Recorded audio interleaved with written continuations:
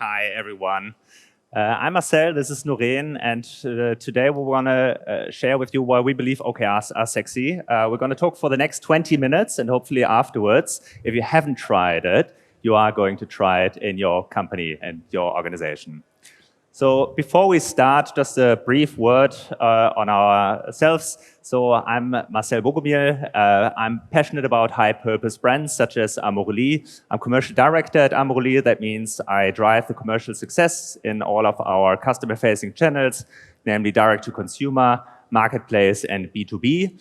And I have to challenge my teams on a day-to-day basis on objectives and impact, so I couldn't think of a better tool for my day-to-day business operations than OKRs.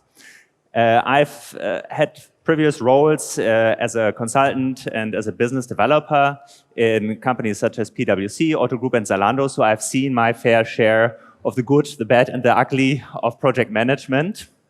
And I can tell you from experience that OKRs is, from my point of view, the most efficient tool for daily steering. We are a proud member of the Ecom Group as AMORELIE. Ecom Group is an industry champion and the home to brands such as Beate Uhse, AMORELIE, Easy Toys, and Pabo. And I couldn't think of anyone better to share the stage with than Noreen Reiter, who is our OKR evangelist and who introduced OKRs in our company 2 years ago. So over to you. So yeah, welcome from my side as well. As Marcel just said, I'm Noreen Reiter, Head of Strategic Business Development at Ecom Group. Ecom is one of the international biggest players in Europe in the sexual wellness industry. We focus on B2C and B2B business in the industry, and we have over 400 employees and more than 10 brands in the B2B and in the B2C business. And AMORELIE is one of the successful ones. And I have worked for AMORELIE previously as well. In my previous experience, like at big consultancies and also big corporates like Porsche and Siemens, I have learned that it's a huge benefit for a company and for an organization if you have clear targets, if you have transparency of priorities, if you have shared alignments, and if everyone in the organization is engaged with a purpose. And with that in mind, Marcel and I introduced OKRs at AMORELIE, and I'm now transferring that success to the Ecom Group. So today we want to share our insights and our learnings of our OKR journey with you. Thank you, Noreen. So how did we get here? So roughly 10 years ago, Lea Sophie Kramer was taking the bus in Berlin and was observing someone reading 50 Shades of Grey in the plane open. And she had an idea back then. If people are comfortable reading bondage literature in the plane open, maybe there's an opportunity here to push sex toys into the mainstream. The rest of it is history, but it is certainly the starting point of us and our purpose, because many things changed over the years. We've been with ProSieben, now we're happily with Ecom, but some things stayed the same, and that is our purpose to create sexually fulfilled humans everywhere. This is a purpose that we put front and center in everything we do. This is the reason why we get up every day. And why do we do it? It's because we truly believe that sex has the power to make people happy and to improve people's lives. This isn't just by selling sex toys, but actually we are in the business of creating experiences, and we're in the business of changing society, which is why 10 years ago we started our journey. I hope you're as offended as we were 10 years ago by what you see on the left, but this was just the state of the sexual wellness industry back in the days. And what we did is we started smashing the rules 10 years ago and abolished shady sex shops and invited consumers onto a colorful playground of love and sex. So where the industry was dominated by shady backdoor stores, we invited them towards a high-class online experience that was anonymous, where the audience was predominantly male. We invited women and focused on couples, and where toys were utterly explicit, we created toys, as you can see on the right, that were classy, aesthetic, and that don't go only well into the drawer, but you could actually put on your couch table if you want to do that. I was talking about changing society, and we do that by regularly putting topics onto the table that are worth discussing and that help us be the rebellious player in the market. And I want to share 3 examples how we do that. So some of you might have seen the Netflix series Sex Life. Around the launch of Sex Life, we partnered up with Netflix and created a specially tailored box. So the story is about a mom who is exploring her sexual fulfillment. After giving birth, we created a sex box specifically tailored for that, called Mama kommt gleich. We sent it out to influencers. It was so popular and successful that even Kim Kardashian talked about it. Great media value. A second example is our Sex is Ageless campaign. So we invited 2 generations, so older moms and their daughters, to talk about their relationships, their love experiences, and their sexual wellness. And you can actually follow the conversation in our podcast. So we put Ich hab noch nie onto the stage. So if you are on Spotify or any other platform, do check out the podcast. It's hosted by 2 of our colleagues, and they share not only what is close to the heart of the brand AMORELIE, but also talk about their own experiences and advancement on their journey towards sexual fulfillment.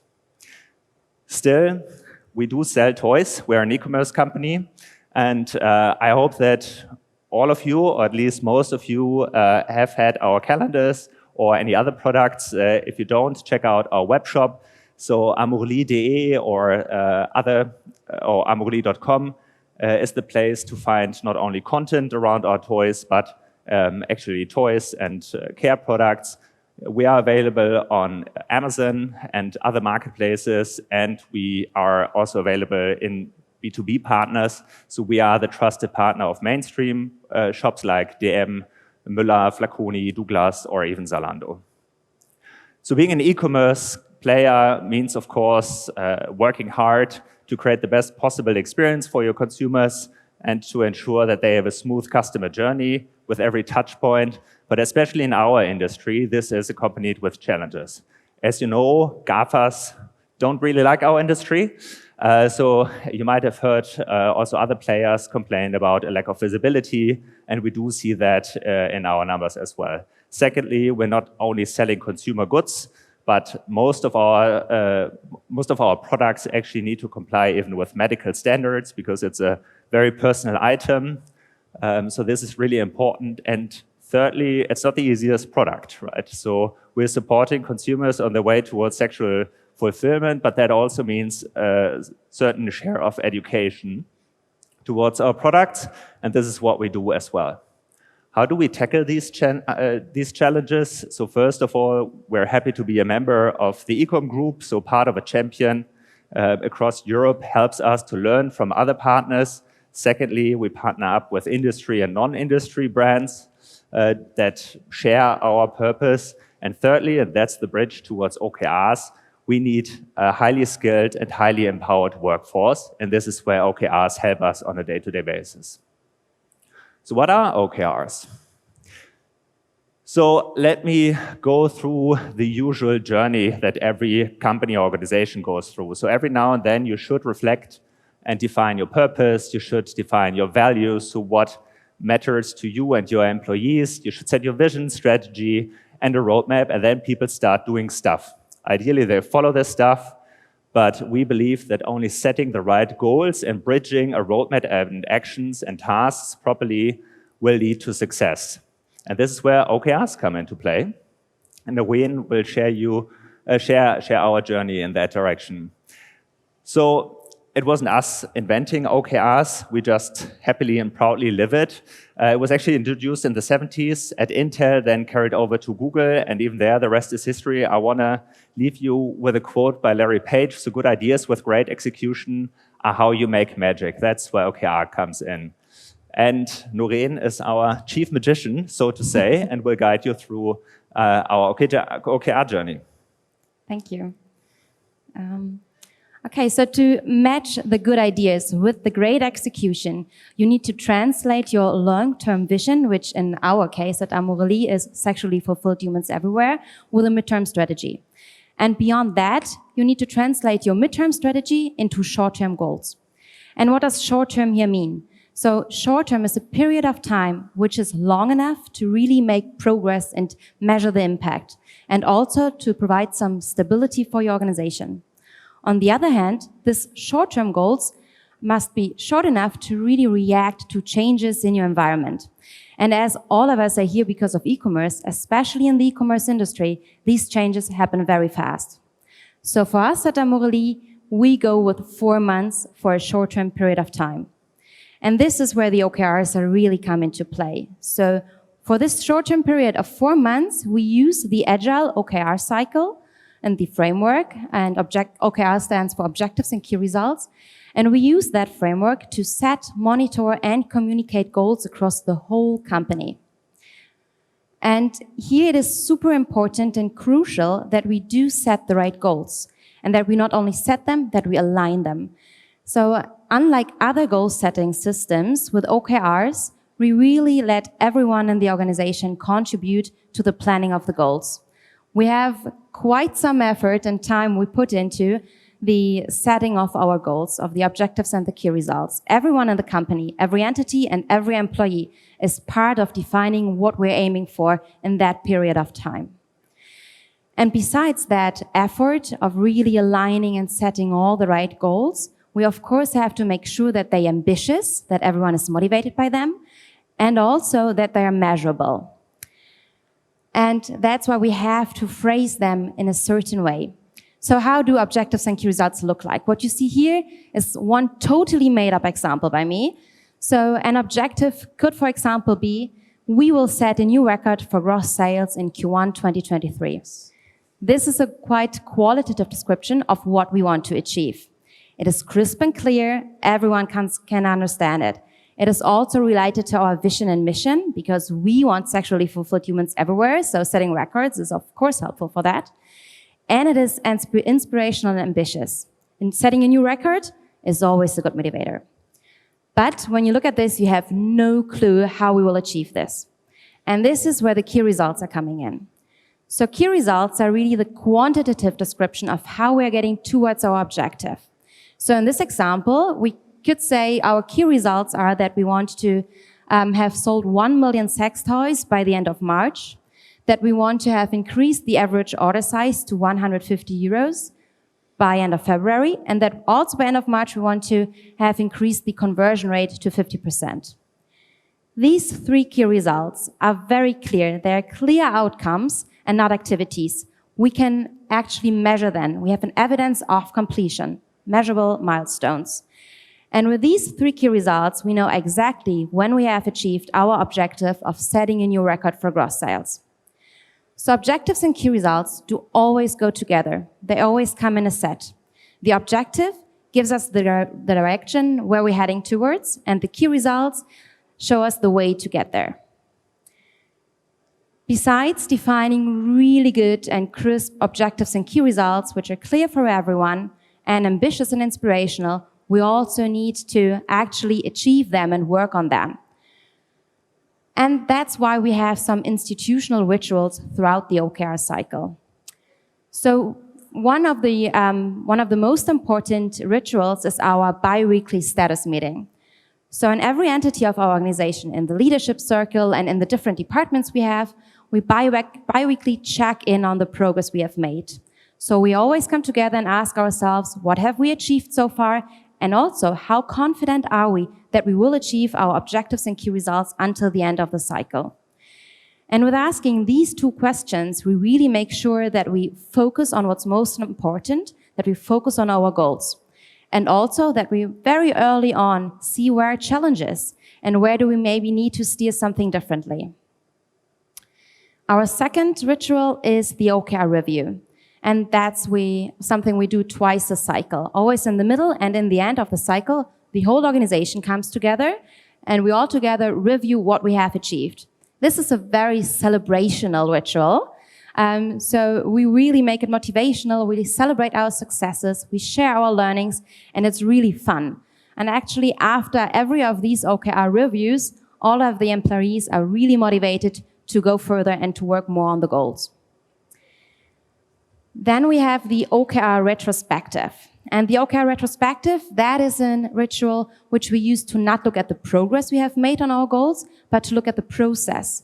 So here we really challenge the whole OKR process and the framework if it's working best for us. Do we need to improve anything? What worked well? What didn't work so good?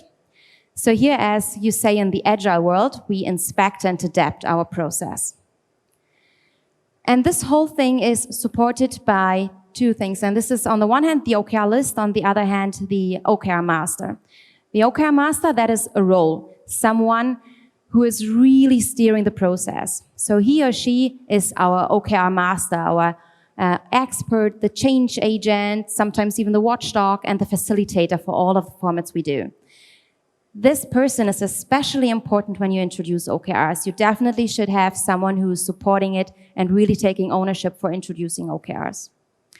The second one, the OKR list, that is a tool. The OKR list is our single source of truth. All of the OKRs we have in the company, you can find there. And we measure our progress there as well.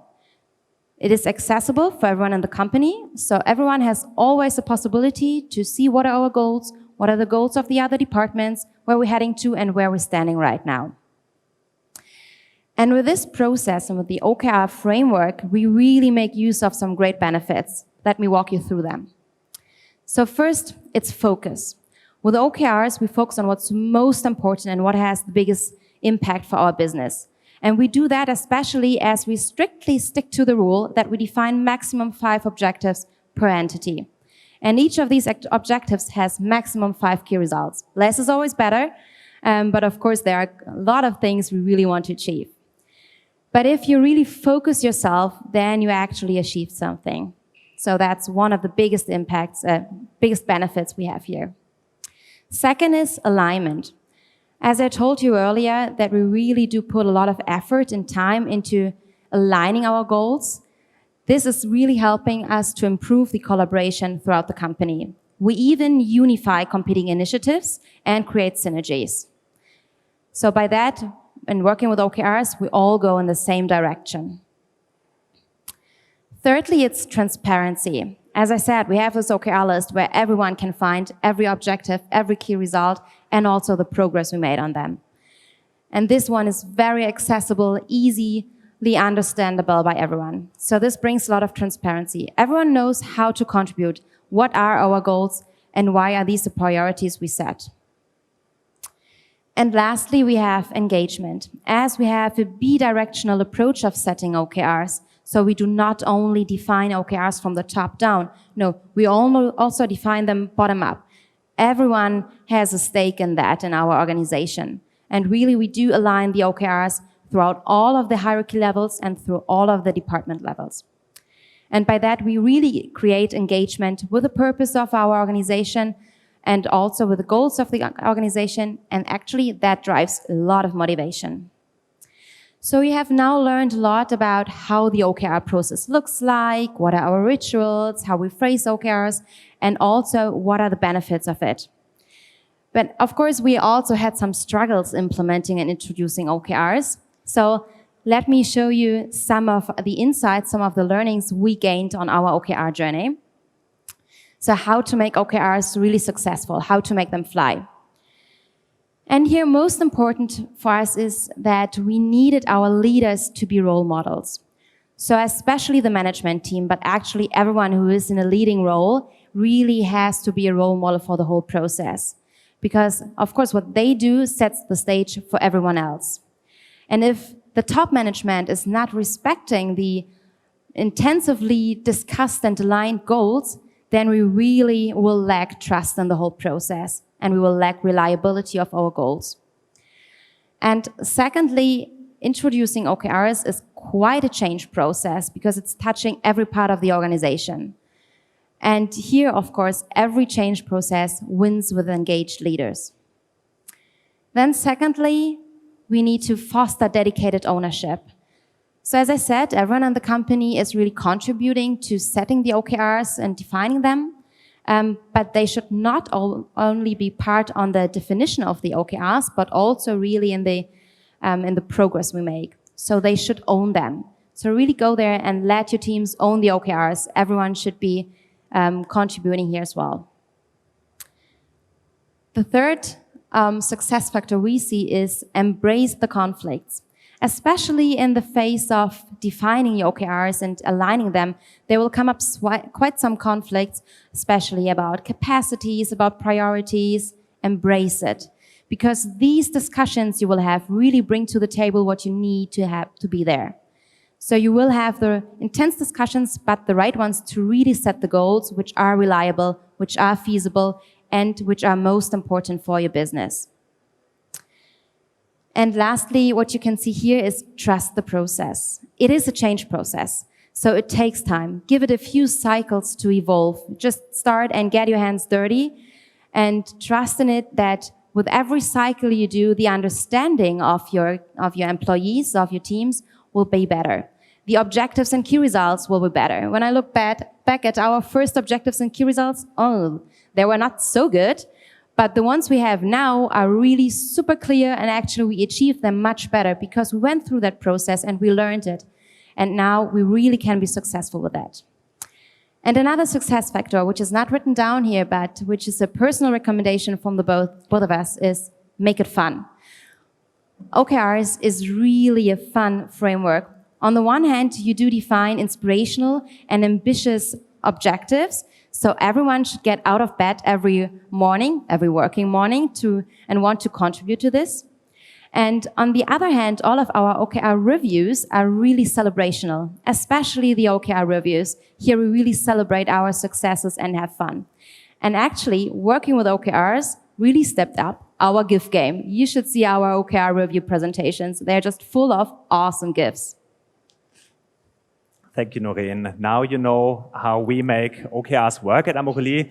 And on a personal note, so I like achieving goals. I like my team achieving goals. But what I truly cherish in this process is these little moments of joy, these little magical moments where someone that I don't have regular interactions with reaches out to me stating, hey, I've seen you're working on this and that. We never talk, but I had this great idea. Why don't you consider this and that? This is how magic is created. And the key tool to make this magic possible is OKRs. Thank you so much for listening to us. If you want to connect with us, you can do so. Follow our journey, not only on OKRs, but how we create sexually fulfilled humans everywhere. You can find us on Instagram, Facebook, connect with us on LinkedIn. There's a little goodie. So I know all of you already bought the Advent calendar, hopefully in the last years. If you want to explore more, I know Valentine's Day is already over, but only today, you get 20% off with the voucher AMORELIE Loves Expo. In the end, we're the commercial team, so we want to make revenues and we want to make you happy and sexually fulfilled humans as well. Thank you so much, and I believe we do have 5 minutes for questions. Hi, so you already talked a little bit about it, how to make it fun and to embrace the benefits, but how did you communicate it in your team and how did you get the buy-in from your team to follow the OKRs? So what we did when we started with our OKR journey is really educate everyone within the company. So we, of course, started with the leadership team because, as I said, your leaders need to be role models. So they needed to be included very early on and really needed to understand the whole process because they were our OKR evangelists as well. And then we trained everyone in the organization. And it was so repetitive. So it's something as every change process, you really have to tell again and again what it's all about, what are the benefits, why we're doing that, and how to do it. And that's why I said earlier that it really takes some time and it has to evolve until it really sinks in and then until everyone understands what are the benefits, how to really make use of it, and how to have fun with it. Thank you. I think there was another question over here, right here. Hello. Yeah, I have a question is following. Usually sales lives from a certain conflict between sales and finance. Finance on the other side, prices are too high. We are not competitive for this reason. Or with the development of products. So we are not offering what the market is asking for. And is this kind of, let's say, conflict with this part of the life of a company. So I understand that you set central part of your offer of the system is to moderate this kind of conflicts. Because of it's probably never going to happen. Yeah, so as you state, conflict is part of a company's development. How I see it is, I think OKRs force the necessary discussion. So I always invite controversy as long as it's focused on the subject. I think what truly helps is dedicating clear ownership on tasks, right? So ultimately, for instance, on everything commercially, I'm responsible, but I'm also empowering my team members. And whoever is the owner ultimately has the final say in the sense of is taking full ownership, is suggesting solutions. And whenever a conflict occurs, I want to honor this individual ownership. And only jump in if I feel really, really strongly about something and overrule based on the facts that I can see.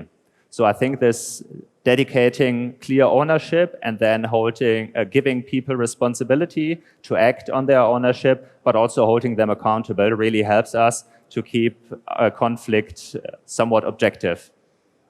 Thank you. I would add to that as we said, this phase of defining and aligning OKRs is very crucial. And there we have all of these discussions. And yeah, as I said, these take time to really let the different teams interact with each other and solve these problems and focus on what's most important for the company. And that's why it's very helpful that we have OKRs on the one hand on company level, so know what the whole company is aiming for. And then we break that down to the departments. And here we really can then embrace these discussions. All right, we got a question right here. Hi, thanks for the presentation. In regards to the OKR planning itself, do you do that at the start of the phase into your cycle, or you do it at the back of the last one, so that way you start clean at the top of the next cycle? So we do plan our cycles always before we start them. So we have in parallel to the previous cycle, we have a phase where we have all of the planning workshops, alignment sessions, and so on. That actually takes some weeks. And then in that weeks, we define our OKRs and start working on them then in the next cycle. So we have this 4-month period of cycle, and the 6 weeks before the 4 months start, we define them. And that is in parallel to the previous cycle. So, and how large is the organization? Sorry, can you say that again? How large is your organization? How long these sessions are? How large is your company? How big is the organization? Okay. So we have the plannings for the company OKRs with the leadership cycle. So 10 to 12 people max, really max. And then we have the department OKR workshops, the plannings in the departments, and that depends on the department size. But as every workshop works best with like 7 to 9 people, yeah, that's a good size for it. One last question. I'm sorry to be so in the weeds with this, but do you also use initiatives under the key results, or you just leave it at the key results and that's it? We stop at the key results. Sounds good. Okay, thank you so much. Thank you.